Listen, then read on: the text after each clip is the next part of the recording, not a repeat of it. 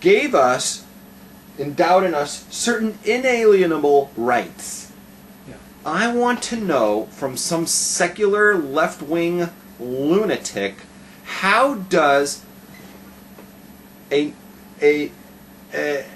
how does natural selection and the Big Bang, right, endow rights? That's number one. I want to know if you don't have a God, right, if you're atheist or whatever, and even if you're a deist, and you believe that there could be a creator, right, there could be a creator, we'll allow for that because Declaration of Independence says creator, but they don't give rights out, right, because he's a deist.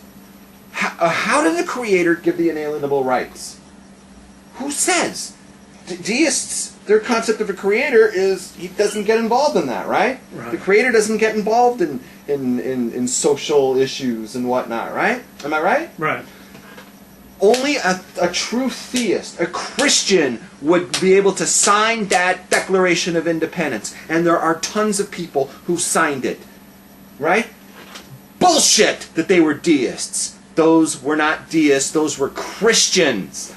George Washington is a well-documented Christian, and he is the father of our country. It is impossible that the things that he said and the things that he wrote in his the transcripts could have been written by somebody with a concept of a deist concept of God. It is impossible.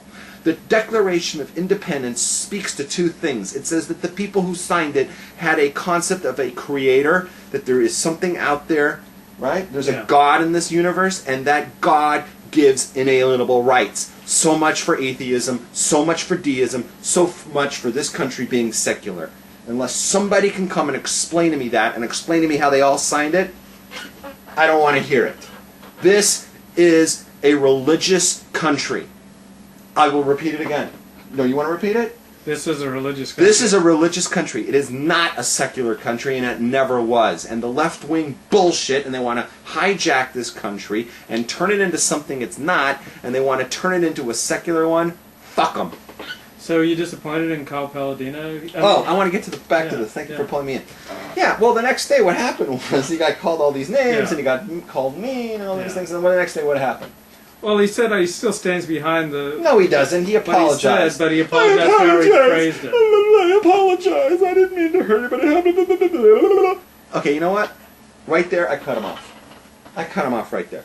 You know, and so did Rabbi Levin. Yeah. Rabbi Levin said, you know, he repudiated the guy. He said, you know what? That Torah values require no apology. You do not apologize for what the Torah tells you. When Palladino apologized for espousing Torah values, I cut him off. I cut him off right there. I said, this guy, his Torah values are not real. He will say anything to get elected. And I am convinced that's what he did. He walked into that shul, and he acted like, you know, give me anything to say and I'll say it. Because I need votes, because I want to be governor. And they said, here, read this, it's Torah values. And he read it, and I was like, wow. And I mean, I got fooled like anybody else. Because you don't apologize if those are your values. Right? Did you realize that he'd read a speech being written for him by Rabbi Levin? It's in last week's Torah video. You didn't watch it. Okay, you realized that it... I told you that. That's right, we talked about it. You were too busy ignoring me trying to watch the game. Okay. But the point is like this. I'm not going to apologize. The homosexual act is an abomination. Proposition 8, which says that you should only have marriage between a man and a woman, I voted for and I would support again. Yeah. Because it's one of the Noahide laws. Yeah. God says that, you know, marriage is only defined as a man and a woman, and men shouldn't even be having that act. It's an abomination. End of discussion. All people, it doesn't mean that we hate people who identify themselves as gay. Yeah. Because there is no such concept. There's no such concept as a gay according to Torah. All of us are bisexual. Me and Levi have desires, let's say. The human has like wide variety you have of a wide desires. variety. You know, there might be like a lot of things. You know, he might have a desire for you know, a raccoon walking by. Who knows, right? right? Yeah. We're not going to deny that we have like bizarre thoughts, right? Torah says the only relationship that's acceptable is a man and a wife, a man and a woman in the confines of a marriage. Yeah. So even man and a woman together, when they're not in married, Torah says is wrong. We just learned that, right? Mm-hmm. I have desires for women, right? But I try to fight and not act on them, right? Mm-hmm. Right? I may have desires for guys too, but I don't act on them. Mm-hmm. All the people who identify themselves as gay are people who have desires, probably for men and for women, and not different than anybody else. Mm-hmm. But they don't act on them. Then they turn around and say, "I can't help it. This is how I am." That's bullshit. That's bullshit.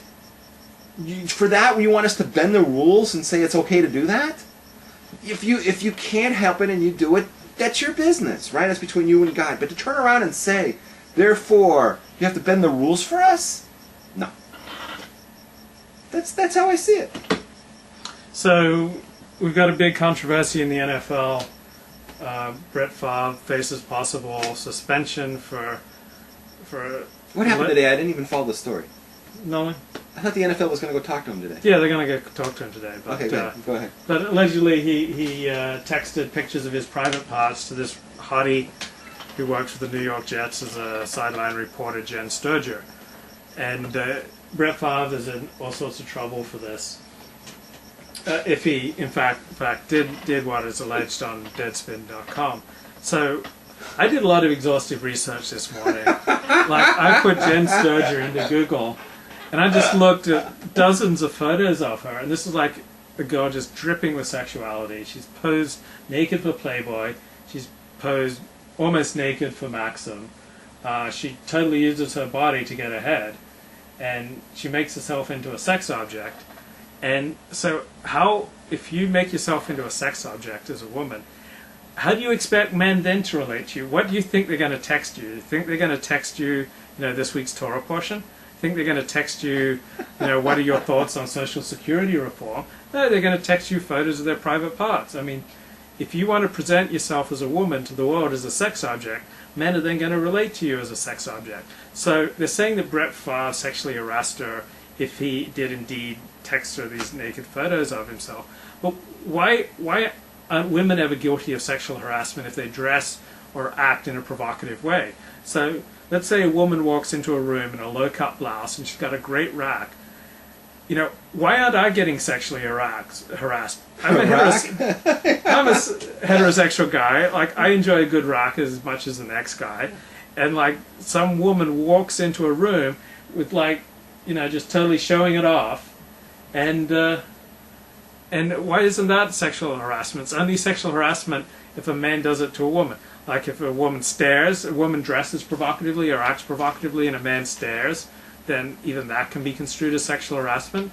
Or let's say a woman walks in a really short skirt and he says nice legs, then he's committed sexual harassment. Why hasn't she committed sexual harassment by walking in dressed in a really provocative way? So that's my thoughts on the Brett Favre, Jen Sturger situation. Do you have any thoughts on? But that still doesn't justify, wiggling your pee-pee and sending that over. But what do you expect as a woman if you're going to pose wait naked? a second, stop. There's a world difference between saying, "Hey, you got a nice rack. I'd like to suck on your tits," right? And filming your bird and broadcasting it. Well, she broadcast her private parts to the world. Did she? Yeah, she posed naked in Playboy. I didn't. You didn't say that part. Yeah, she posed naked. I found it on the internet. I found some photos. She was naked. You were busy today. I had to do research for the show. You think I'm going to just come on here and start talking without having done my research? Amazing self-sacrifice. I needed to know what I was talking about, and I needed to look into her eyes. I did not know she was look into her eyes and see what this woman was all about and what she really wanted from life. And I took a very close look at some of her photos. So if you want to pose naked for the world, then I don't think you should get upset when other people send you naked photos of themselves. Well, there is one aspect here. She didn't force him to look at her photos, right? But his came unsolicited. Well, she could have deleted them. Instead, she kept them. Obviously leaked them somehow to Deadspin. Do you think? But there was